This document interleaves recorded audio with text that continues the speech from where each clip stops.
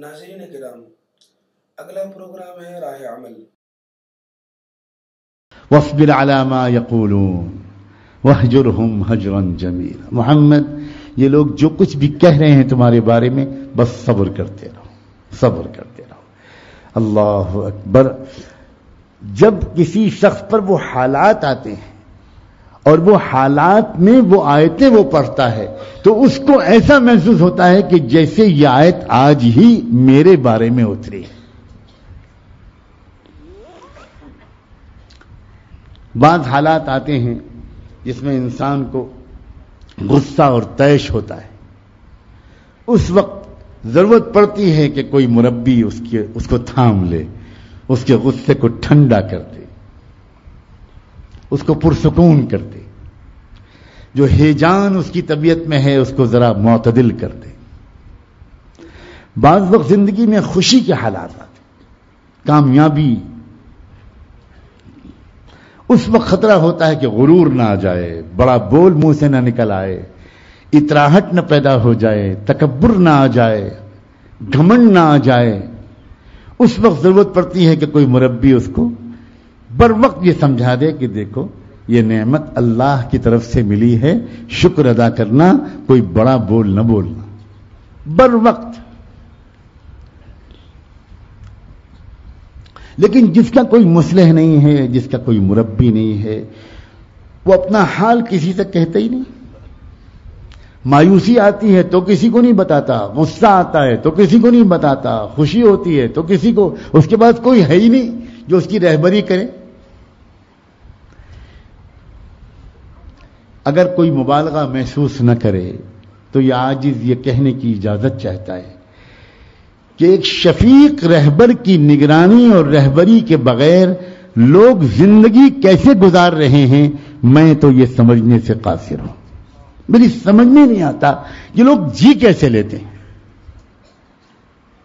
اگر میں قسم کھاؤں تو مبالغہ نہیں ہوگا کہ ایک دن بھی زندگی کا بچپن اور نوجوانی سے کسی کے زیر سایہ اور کسی کی نگرانی اور کسی کی رہبری کے بغیر گزارنے کی کبھی ہمت ہی نہیں ہوئی۔ کیسے لوگ جیتے ہیں کہ ان کا کوئی رہبر نہیں ہے، ان کا کوئی معالج نہیں ہے، وہ کسی سے کہہ نہیں پاتے کہ میری آنکھوں پر میرا کنٹرول نہیں ہے، ان کے پاس کوئی ایسا شخص نہیں ہے جو ان کو بد نظری کے گناہ سے بچنے کی ترغیب بتائے۔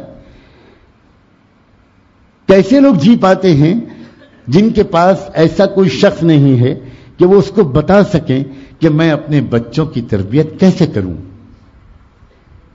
جو اس سے پوچھ سکیں، جس سے وہ پوچھ سکیں کہ میں اپنے بچوں کی تربیت کیسے کروں۔ قدم قدم پر تربیت کی ضرورت ہے، قدم قدم پر کوئی مشیر ہو، کوئی ہو رہبر، کوئی گائیڈ ہو۔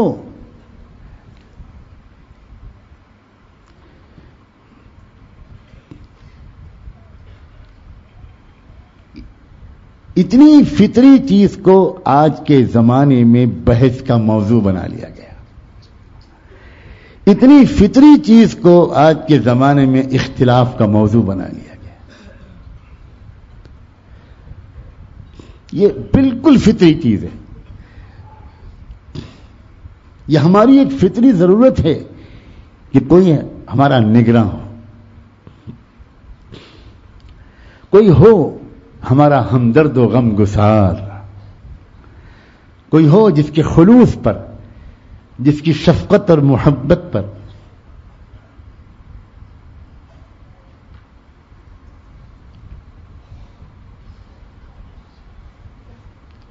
جس کی واقفیت پر، جس کے تجربات پر ہم کو کچھ بھروسہ ہو۔ اللہ نے ایسا انتظام کیا ہے اس امت میں کہ ایک تسلسل قائم کر دیا ہے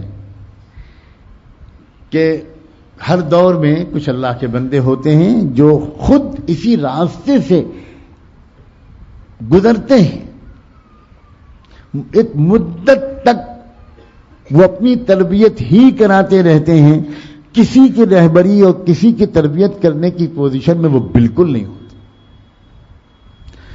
قدم قدم پر وہ پوچھتے ہیں، قدم قدم پر عملی حالات سے گزرتے ہیں.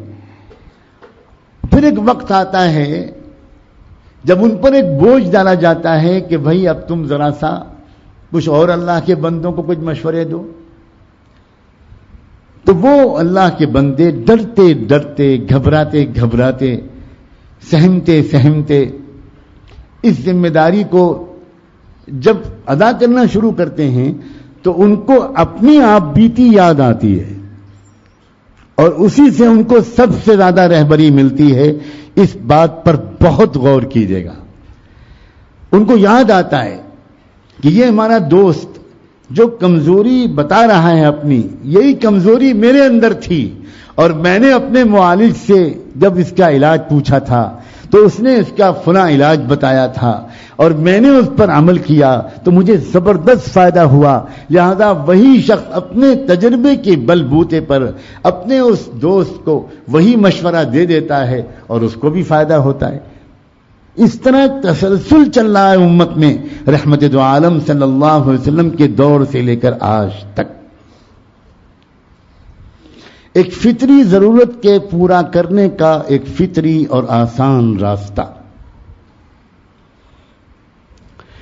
کوئی اختلاف میں نہیں سمجھتا کہ اس بات سے کر سکے گا کہ ہمیں ایک مربی کی ضرورت ہے، ایک نگراں کی ضرورت ہے. افسوس، میں کیا عرض کروں، کیسے اس دکھ کا اظہار کیا جائے اور کیسے ہم سب مل کر اس پرانے رواج کو زندہ کریں، اس بگڑے ہوئے رواج کے درست کرنے میں ایک دوسرے کی مدد کریں. پہلے زمانے میں عام مسلمانوں میں بھی اس کا تصور نہیں تھا کہ ان کا کوئی شیخ و مرشد نہ ہو، کوئی ان کا رہبر. اس کا عام مسلمانوں میں بھی تصور نہیں تھا.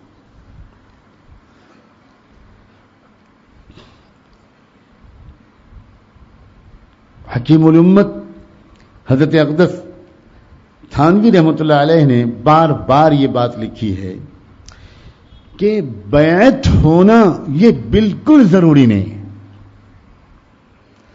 لیکن کسی پر محبت اور اعتماد کے ساتھ کسی سے اصلاح کا تعلق رکھنا، کسی کو اپنا مربی اور رہبر بنا لینا یہ ضروری ہے.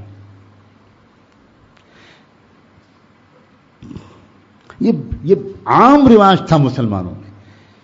مسلمانوں میں اس بات کا رواج نہیں تھا.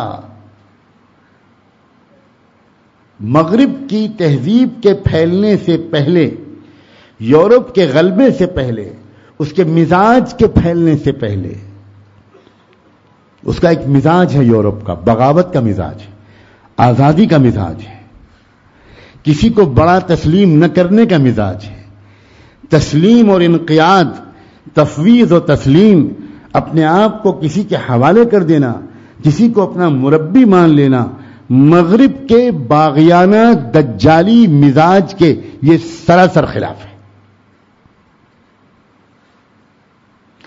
مغرب کے مزاج کے پھیلنے سے پہلے، یعنی فتنہ دجال کے پھیلنے سے پہلے، مسلمانوں میں ایک شخص بھی ایسا ڈھونڈنا مشکل تھا جس کا اپنا کوئی مربی اور مرشد نہ ہو. کیا بتاؤں، شعراء کے مصلحین ہوا کرتے تھے، بادشاہوں کے نگراں اور مربی ہوا کرتے تھے، شہزادوں کے اتالیق ہوا کرتے تھے، عام انسانوں کا اپنا کوئی رہبر ہوا کرتا تھا، اور ہر انسان سکون سے اس طرح زندگی گزارتا تھا. کوئی مسئلہ آئے گا پوچھ لیں گے اپنے مربی سے. علاقوں کی طرف سے مسلمان عوام اپنے علاقے کے مسلم امراء اور حکام کے پاس مطالبے لے کر جاتے تھے. جاگیروں کے مطالبوں کا تذکرہ میں نہیں کر رہا ہوں. وہ مطالبے لے کر جاتے تھے کہ سرکار، ہمارے علاقے میں اتنی آبادی ہے، اتنا رقبہ ہے آپ کی ریاست میں، اس میں اتنے مربیوں کی ضرورت ہے، اتنے مصلحوں کی ضرورت ہے، اس کا انتظام کروا دیجئے. تو ریاست کے امراء بادشاہ کو لکھتے تھے، مرکزی دربار کو لکھتے تھے کہ ہمارے علاقے میں اتنے علماء ربانیین کی، اتنے مصلحین کی ضرورت ہوتی تھی. اور پھر سلطان غیاث الدین بلبن ہفتوں اجازت مانگ مانگ کر تھک جاتا تھا، اور حاضری کی اجازت سلطان الاولیاء حضرت خواجہ نظام الدین اولیاء رحمۃ اللہ علیہ کے ہاں نہیں ملتی تھی. تو غیاث الدین بلبن غلام کے لباس میں چھپ کر نظام الدین، حضرت خواجہ نظام الدین اولیاء کے ہاں حاضر ہو جاتے تھے، اور وقت پر پڑتے ہی حضرت خواجہ نظام الدین کے سامنے درخواست پیش کر دیتے تھے کہ فلاں علاقے سے اتنے مربیوں کی مانگ آئی ہے، غلام غیاث الدین حاضر ہے، بادشاہ ہے ہندوستان کا، پورے وسیع تر ہندوستان کا، وہ ہندوستان جس میں نیپال بھی شامل، جس میں برما بھی شامل، جس میں افغانستان بھی شامل، جس میں ہندوستان اور پاکستان بھی شامل، اس کا بادشاہ غیاث الدین سلطان نظام الدین اولیاء رحمۃ اللہ علیہ کے ہاں جا کر حاضر ہو کر درخواست کرتا ہے. حضرت نظام الدین اولیاء رحمۃ اللہ درخواست کو پڑھتے ہیں اور پھر مسکرا کر دیکھتے ہیں اور دعا دیتے ہیں، اور اس کے بعد حکم دیتے ہیں کہ بہت اچھا، انشاءاللہ جلدی بھیجنے کا انتظام کریں گے. اور پھر وہ اپنے شاگرد تیار شدہ جو تربیت یافتہ علماء ان کے ہاں تربیت پاتے تھے، ان میں سے حکم دیتے ہیں کہ 70 علماء ربانیین کو اس علاقے کی طرف روانہ کر دیا جائے. ہماری تاریخ یہ تھی بھائی، یہ مغرب کے، یورپ کے، ویسٹرن کلچر کے اور مزاج کے غلبے کے بعد ہر شخص کے اندر ایک بغاوت کا مزاج آ گیا، غرور کا مزاج آ گیا. اور الفاظ چاہے وہ یہ نہ بولے، لیکن ہر شخص اندر سے تقریباً اس حالت میں مبتلا ہو چکا ہے کہ وہ کسی کو اپنا مربی اور نگراں ماننے کے لیے تیار نہیں ہے. یہ صورتحال اچھی نہیں ہے، یہ صورتحال اچھی نہیں ہے، یہ قابل اصلاح صورتحال ہے. عوام مسلمان تو مسلمان، اب تو حالت اس مغربی مزاج کے اثرات کا ہم پر اتنا پڑ گیا ہے اس کے اثرات کہ اب تو مدارس کے علماء میں بھی بہت بڑی تعداد انہی کی ہوتی ہے جو اپنا کسی کو مرشد نہیں بناتے، کسی کو مصلح نہیں بناتے، کسی کو مربی، کسی کو نگراں نہیں بناتے. اسی وجہ سے ہم اس زمانے کے مولویوں کے اندر وہ رنگ خشیت الہی، محبت الہی اور اتباع سنت کے وہ رنگ ہم پر چڑھا ہوا عوام کو نظر نہیں آ رہا، اور اس کی وجہ سے علماء اور عوام کے درمیان ایک زبردست دوری اور غلط فہمیاں اور بدگمانیاں ہوتی جا رہی ہیں. علماء اس کی ذمہ داری عوام پر ڈالتے ہیں. کاش کہ علماء اپنا احتساب کریں تو ان کو شرمندگی کے ساتھ یہ اعتراف کرنے کی توفیق ملے گی کہ ہم الزام ان کو دیتے تھے، قصور اپنا نکل آیا. ہمارے اندر کمی ہے.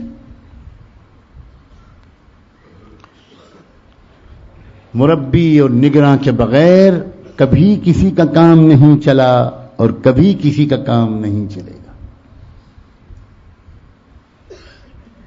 اللہ تعالی ہمیں تلاش نصیب فرمائے.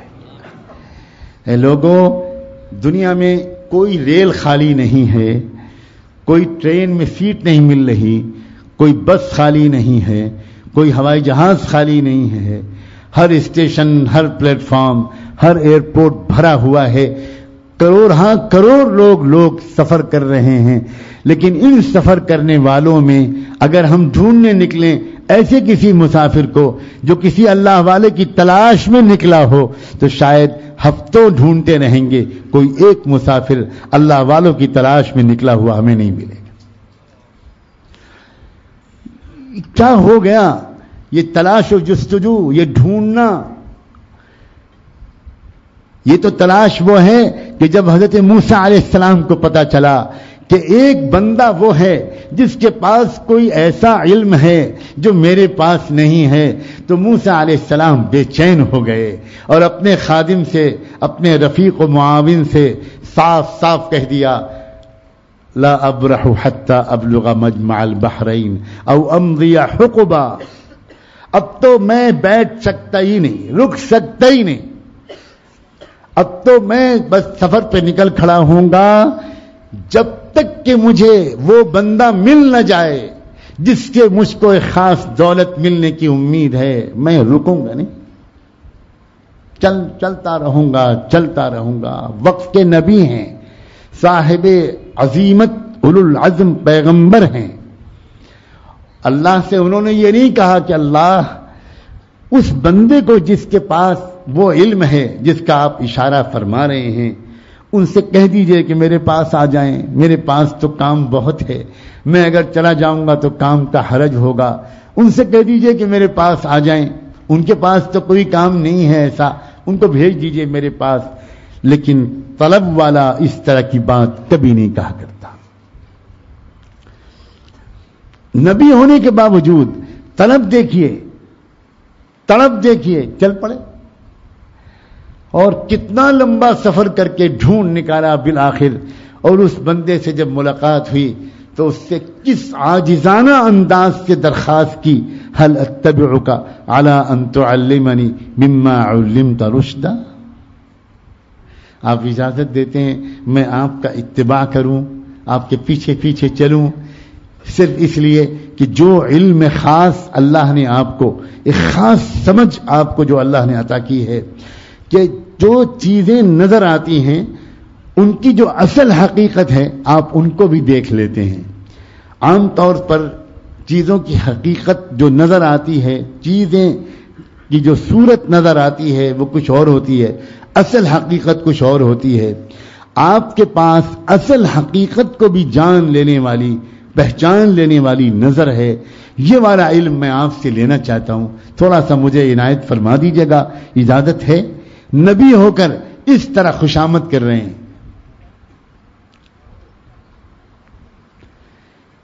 یہ جو طلب ہے, بس یہ طلب ہے کامیابی کی شاہ کلید. اللہ کے بندو, بس اللہ سے اپنے اندر یہ ہم لوگ طلب مانگ لیں. یہ طلب ہماری نکل گئی. یہ طلب ایک بے چین کر دینے والی چیز ہوتی ہے کہ انسان کو چین نہیں آتا جب تک کہ وہ کسی رہبر کے پاس پہنچ نہ جائے, اپنے آپ کو اس کے حوالے نہ کر دے اور محبت کے ساتھ اس سے استفادہ شروع نہ کر دے, تب تک انسان کو چین نہیں آتا. کیا عرض کروں, اس زمانے میں یہ باتیں کہنے کی ضرورت محسوس ہو رہی ہے, اس لیے عرض کر رہا ہوں. بڑے بڑے مشائخ, علماء, چوٹی کے لوگ جو اپنے وقت کے صف اول کے اکابرین میں سے تھے, انہوں نے بھی زندگی ایسی گزارنی ایک دن کے لیے مناسب نہیں سمجھی کہ ان کا کوئی شیخ, ان کا کوئی نگراں نہ ہو. ایک واقعہ سناتا ہوں آج, اور شاید میں پہلی بار اس واقعے کو مجمع عام میں سنا رہا ہوں. علماء کے مخصوص مجموعوں میں تو میں نے کبھی کبھی اس واقعے کو شاید سنایا ہوگا یا نجی گفتگو میں سنایا ہوگا, لیکن عوام کے درمیان عام محفل میں شاید میں پہلی بار سنا. اللہ کرے ہم طالب علم لوگ جو یہاں بیٹھے ہیں خاص طور پر اس سے سبق لیں. میرے والد گرامی والد ماجد رحمۃ اللہ علیہ کا واقعہ ہے. بہت سے لوگ تو یہاں وہی ہیں جو جانتے ہیں کہ وہ اپنے وقت کے مشائخ کے منظور نظر تھے, سارے اکابرین کے انتہائی معتمد اور محبوب تھے. اور کیا تھے میں کیا عرض کروں. مجھے تو ان کا تذکرہ کرتے ہوئے اس پہلو سے شرم آتی ہے کہ لوگ یہ بات سن کر کہیں گے کہ ایسے بڑے باپ کا اتنا چھوٹا بیٹا. اس لیے میں خاص طور پر ان کا تذکرہ نہیں کرنے کی ہمت کرتا, لیکن اس وقت کسی دوسرے پہلو کی طرف توجہ چلی گئی ہے, اس لیے عرض کرتا ہوں.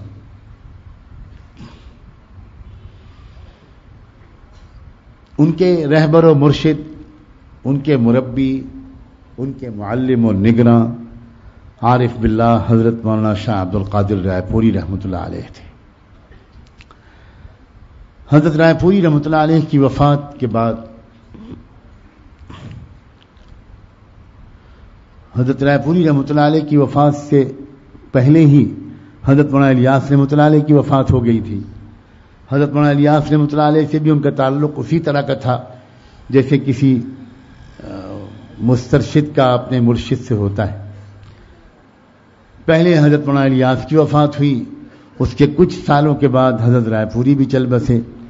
تو اس کے بعد انہوں نے حضرت والد ماجد نے شیخ الحدیث حضرت مولانا زکریہ صاحب رحمۃ اللہ علیہ سے درخواست کی کہ حضرت اب آپ مجھے بیعت کر لیں، اب میں آپ کا دامن پکڑ کر آپ کو اپنا رہبر اور نگراں بنا کر جینا چاہتا ہوں.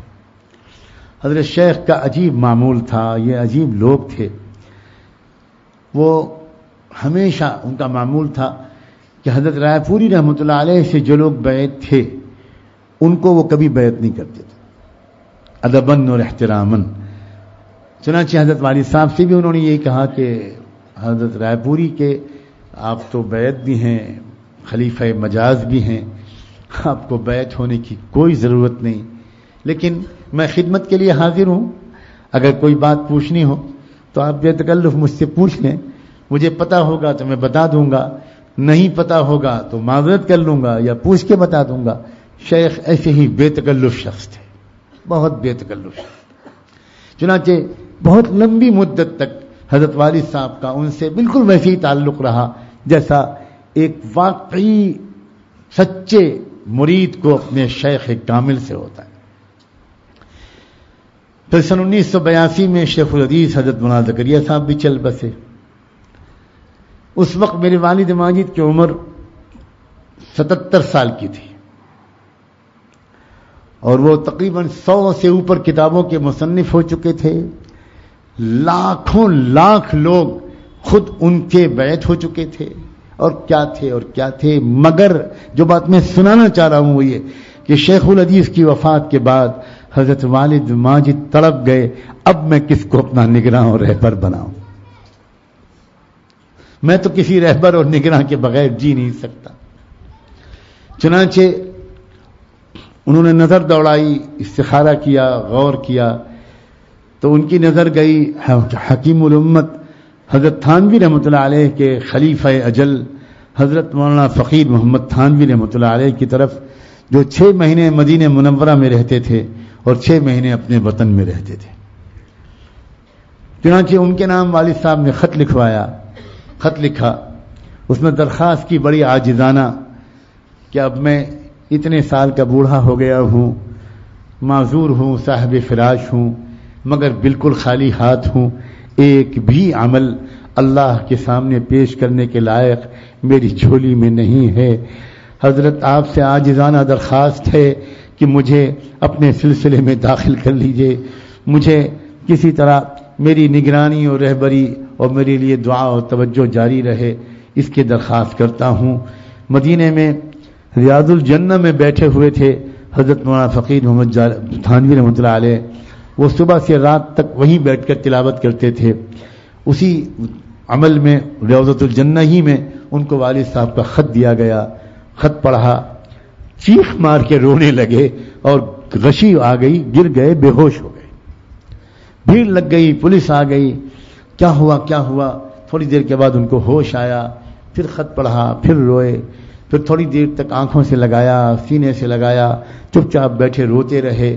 اس کے بعد اٹھے اور روضہ اطہر کی جالیوں کے سامنے جا کر کھڑے ہو کر اللہ جانے کیا کچھ کہا. وہ تو ان کے اور محبوب خدا کے درمیان کی باتیں ہیں، ہم تو پیچھے کھڑے رو رہے تھے، میں تو کچھ پتہ نہیں کہ کیا ہو رہا ہے یہ. اس کے بعد انہوں نے جواب دلوایا خط کا. خط میں جواب میں یہ لکھا کہ خط پڑھ کر کانپ گیا کہ میری اپنی ایک مجرمانہ غلطی کی طرف حضرت والا نے کس شفقت کے ساتھ توجہ دلائی ہے. حاشا وکلا حضرت، میں آپ کے غلام بننے کا محتاج ہوں، لیکن میں نے آپ سے درخواست نہیں کی، آپ سبقت لے گئے، میں گستاخی کی معافی چاہتا ہوں وغیرہ وغیرہ. اس طرح کے خط کا جواب دے دیا. میں سنانا یہ چاہ رہا ہوں کہ میرے والد صاحب جب مایوس ہو گئے اس بات سے کہ اب حضرت مولانا فقیر محمد صاحب نے تو قبول نہیں کیا اور میں تو کسی نگراں کے بغیر نہیں رہ سکتا، تو میں کیا کروں.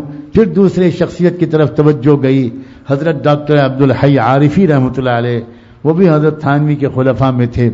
پھر ان کو خط لکھا، ان سے بھی یہی درخواست کی، ان کی بھی طرف سے معذرت آ گئی کہ حاشا وکلا حضرت آپ کیا فرما رہے ہیں، ہم نے تو خود اپنے شیخ حضرت تھانوی سے آپ کے بارے میں بہت بلند کلمات سنے ہیں، آپ نے یہ کیا لکھ دیا، شرم سے پانی پانی ہوا جا رہا ہوں۔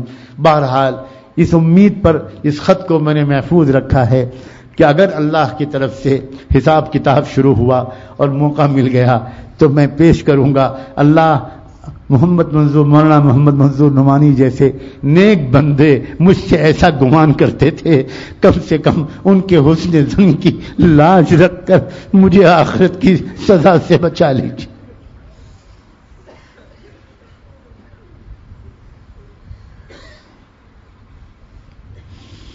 لوگوں ہمیں کیا ہو گیا ہے، اتنے بڑے لوگ اپنے آپ کو کسی کی نگرانی کے محتاج سمجھتے تھے، لیکن ہم نہ محتاج سمجھتے ہیں نہ تلاش کرتے ہیں۔ کیا سمجھتے ہو، کیا محمد رسول اللہ کی امت اللہ کے اچھے بندوں سے خالی ہو گئی؟ جو شخص یہ سمجھتا ہے کان کھول کر سن لے، توبہ و استغفار کرے۔ اگر کسی کے دل میں یہ خیال ہے کہ امت محمدیہ میں اب اللہ والے نہیں رہے تو وہ گویا الزام لگا رہا ہے کہ محمد الرسول اللہ کی نبوت کا فیض ختم ہو گیا۔ خاتم النبیین کی نبوت کا فیض صبح قیامت تک جاری رہے گا۔ ہو ہی نہیں سکتا کہ ان کی امت میں ان کے نائبین نہ پیدا ہوتے رہیں، یہ ہو ہی نہیں سکتا۔ ہاں ناقدری ہو رہی ہے، اس لیے اللہ نے ان کی پیداوار کم کر دی، یہ تو ہو سکتا ہے۔ اللہ کی سنت ہے کہ جو انسان تلاش کرتا ہے، جو انسان جستجو کرتا ہے، ڈھونڈتا ہے، اللہ سے مانگتا ہے کہ اللہ میری اصلاح و تربیت کس بندے کے ذریعے سے ہو سکے گی، یہ آپ جانتے ہیں، میں نہیں جانتا، اللہ مجھے اس بندے تک پہنچا دیجئے، اللہ مجھ کو اپنا مصلح اس کو بنا لینے کی توفیق عطا کر دیجئے، اللہ مجھے اس بندے سے اپنی تربیت کروا لینے کی توفیق عطا کر دیجئے۔ دعا کرتا ہے، تلاش کرتا ہے، جستجو میں لگ جاتا ہے، ایک نہ ایک دن اللہ اپنے اس بندے تک، اس طلب والے بندے کو پہنچا ہی دیتا۔